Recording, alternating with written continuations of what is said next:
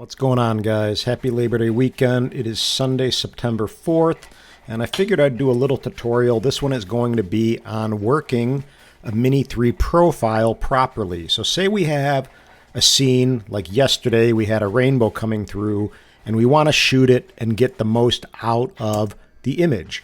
So say we have a rainbow, and right now this is a little bit overexposed for the rainbow, but if we underexpose it for the rainbow, then guess what? This is going to be dark, the town. So we want to have the ability to, say, composite our file, and we can do that in a couple ways. First, we can bracket, which is always a good thing because these files are pretty small, but we also want to make sure we're shooting JPEG plus RAW. Again, files are small enough, memory cards are inexpensive enough, there's no reason not to shoot JPEG plus RAW, and there's no reason not to bracket if a shot means something to you. So that's the auto exposure bracket, and that is an option that is in the Fly app, and that's pretty simple to find.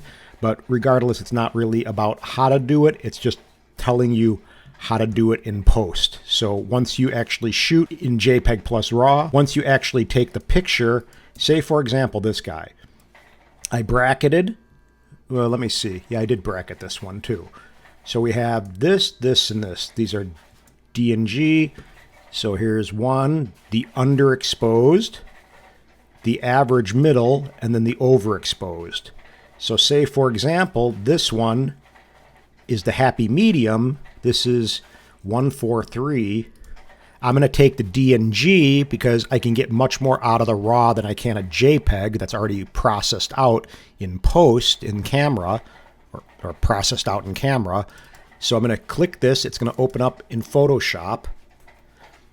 And once that happens, what we can do is simply, I already tweaked this image. So you see how beautiful that looks though? It looks really nice, and we can do that. Let me go ahead and reset this. Where are you? Reset to default. So this was as shot. So I don't know if you guys can see this in the screen recording, but I see dead pixels in my iMac, and I'm bringing it in for service tomorrow. So you probably can't see that in the screen recording, but there are dead pixels, and it's really annoying and distracting. But as we can see, we have the file, we have the sky, where the rainbow isn't really looking great. It's looking like it needs some love, meaning it needs some vibrancy, it needs some pop. And how we can do that is we can go ahead and say bump up the saturation slider a little bit. And there we got a nice little color going on in the sky. And if we hit the dehaze a little bit, look what happens. So it really shows the rain squall and everything going through the rainbow, which was pretty dramatic actually. But now I'm going to go ahead and bring up the exposure a little bit so it doesn't have so much saturation going on and it just looks cool. I can take down the saturation if I want a little bit, say 54. I like my stuff punchy, but with this being a RAW, now what I can do is do something like this, go over here to this little selection tool. So this is this tool right here, and I can do a linear gradient, for example, and just drag this, and everything that's in the red is what's going to get affected by my adjustment. So right here I can scrub the exposure a little bit. Maybe not so much. Maybe I can take down the saturation a teeny bit so it doesn't look too crazy. So I'm more looking at this building right here, looking too oversaturated. That looks a little much. So I'll maybe, yeah, something like -8. And then what else? Blacks, no. You can do whatever you want. This is your image if you shoot it, and you can process it however you like. But just know that you're getting so much flexibility from a RAW file that you can do this, which is great. So I'm going to open this up, and now we have this image. So let's see. And it looks pretty darn good compared to, again, that. So from that to this, or we can go ahead and do this. Let me go ahead and reset the default. Before, after. Before, after. So amateur, pro. Amateur, pro. Regardless of you thinking this is too much, guess what?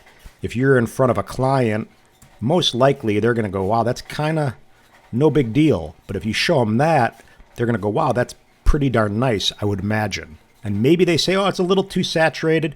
Then we can just go in and maybe decrease the saturation a little bit. And they'll go, yeah, that's great. So you have the ability to be flexible for your client, and voila. But this is really how you should be shooting these files. Or if you bracket, what you can do, let's find another image. So say here, this is overexposed for maybe this part of the bridge, the peace on earth sign. This is for the rainbow, for the sky. But realistically, with a DNG file, which is the raw, I can take this, for example, which is kind of the happy medium exposure, and watch. I can go ahead and work on the sky right now with this adjustment.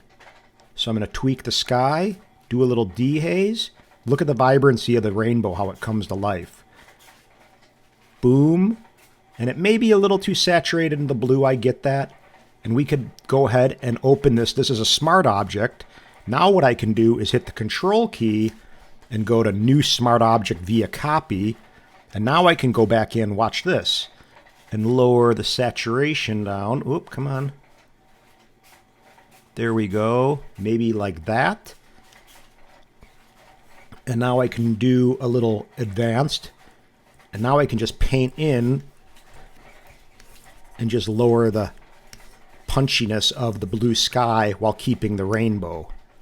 And also maybe the town part of it getting not too much. And now I can do the same thing. I can do another, I'm control clicking, right clicking essentially on the Mac. And I can go new smart object via copy. I'm going to put this on the top layer. And now all I'm going to do is tweak the bottom part for the earth sign and everything. So I'm going to lower the saturation.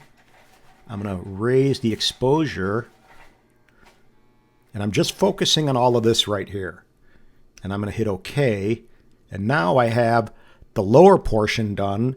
And what I can do is hit a layer mask. And now I paint with black. So I make sure if I hit the X key, I'm going to toggle between foreground and background. I want my foreground to be black. And now I make sure my opacity of my brush is 100%. And voila. And there we have a lot more vibrancy in our sky with the rainbow. And that looks pretty darn cool, right? Doesn't look too much, but look at what we have in the beginning. Boom. Oh, not there. Wait, hold on. No, still not going to show it. Let me see if it will do it with Reese Fort. There we go. From there to there. So that looks way nicer, way more complete. We got nice balanced color over here. Nothing looks too oversaturated in my opinion. The rainbow is really beautiful and everything looks good to go, and it's a sellable image realistically. So that's a little tutorial on how to get the most out of your Mini 3 Pro files, or really any drone file or any camera file. But go ahead and shoot JPEG plus RAW. You're going to get way more out of a RAW than working a JPEG file. It's just not a good thing to be doing. JPEGs are fine for certain things, but for this example, we may want to have the composite. You can just use one raw image and use half for the top and half for the bottom, and there's enough flexibility that you can do so. And again, make sure you're shooting JPEG plus RAW, and make sure you're bracketing, auto exposure bracketing, the shots that mean something to you, just to have them locked in. So I hope this helps a little bit, so you can take your images from your Mini 3 Pro and make them from average to much nicer. So that's it, guys. A short little tutorial on shooting your Mini 3 Pro and kind of rocking it out like a pro photographer. And this is my little tip for the day. And yeah, pretty cool. The files look pretty good too. I mean, I don't know. I don't think the Mini, I don't even know how big these files are. Let me know in the comments below how big the Mini 3 Pro files are. I don't think this was the 40. Let me see. Pixel. So I don't think this was the 48 megapixel one. So this is smaller. Maybe it was. I'm not sure. Anyway, let me know in the comments below about the file size on the Mini 3 Pro. I really don't know a ton about it. So that's it, guys. Aloha, subscribe, peace.